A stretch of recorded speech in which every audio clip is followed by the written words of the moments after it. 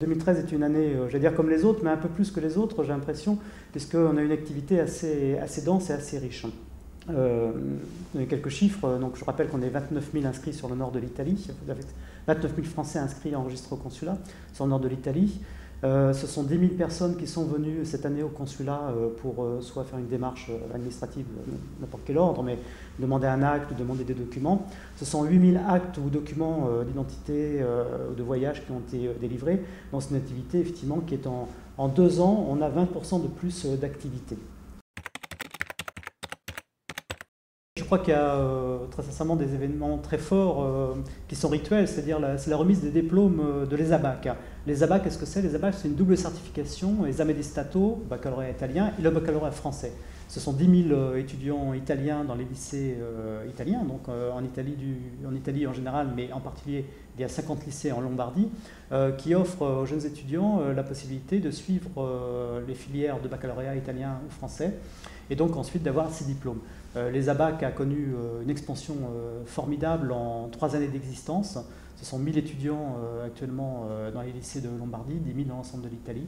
Et là, c'est effectivement toujours un très grand plaisir, une grande fierté de voir ces jeunes étudiants qui ont appris notre langue, non seulement notre langue, mais notre civilisation, et de leur remettre leur diplôme. Un autre moment émouvant, je dirais, c'est bien sûr Expo 2015.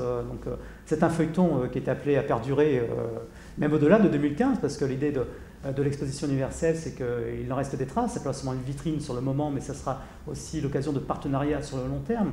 Et donc 2013 a été marqué de différentes étapes. La nomination d'un commissaire français. Hier, c'était la remise symbolique du terrain, des terrains destinés à la construction des pavillons nationaux.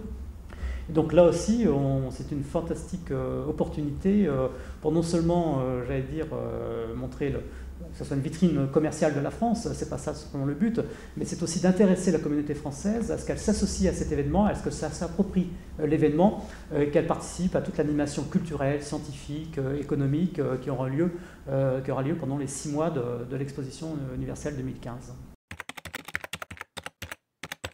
Je reviens sur Expo 2015 parce que l'Expo 2015, c'est évidemment une formidable occasion pour montrer le savoir-faire français, mais c'est aussi, on pense sincèrement, et ça c'est le rôle à la fois du consulat, du Bifrance, des services commerciaux, des services économiques à Rome, et puis de la Chambre française de commerce et d'industrie en Italie, qui joue très bien ce rôle, c'est d'aider nos entreprises françaises à avoir toute la part qu'ils méritent dans ce grand événement. On a quand même un objectif très précis, c'est un objectif électoral, encore une fois, vous allez me dire. Une date symbolique le 25 mai, donc, où à la fois les Français de l'étranger sont invités à voter pour les députés français à l'hémicycle européen, et en même temps sont invités à élire leurs conseillers territoriaux, l'équivalent des conseillers généraux.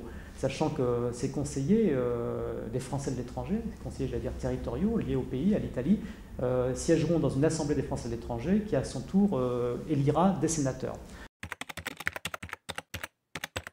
Les vœux sont d'abord des remerciements effectivement à l'ensemble des acteurs de cette communauté et aux nombreuses associations qui apportent une contribution très riche, non seulement de soutien au travail de ce consulat, mais qui contribuent à animer de manière très dynamique la communauté française. Je ne vais pas les citer toutes, elles sont sur Milan, sur la Lombardie, elles sont bien sûr en province aussi à Brescia, Bologne, etc. Je parlais du réseau tout à l'heure des consuls honoraires aussi. Il faut leur adresser un très grand remerciement, parce qu'ils font un travail vraiment fantastique. Je crois que j'ai une pensée aussi particulière pour nos compatriotes qui peuvent être en difficulté, parce que si nous sommes dans la capitale économique de l'Italie, eh bien la crise n'épargne personne. Et je veux dire que si un certain nombre de Français ont besoin d'écoute, d'assistance autant que faire se peut, nous sommes évidemment à leur disposition. À chacun, en fait, et à chacune, tout d'abord, et à chacun, moi je stresse de très sincères vœux de santé, de bonheur pour chacun et pour sa famille, et puis en leur disant que j'espère les retrouver, que l'on fera le maximum effectivement pour être au plus près d'eux et qu'ils se sentent concernés par la vie de notre communauté qui est dynamique, riche et que ce consulat évidemment souhaite accompagner.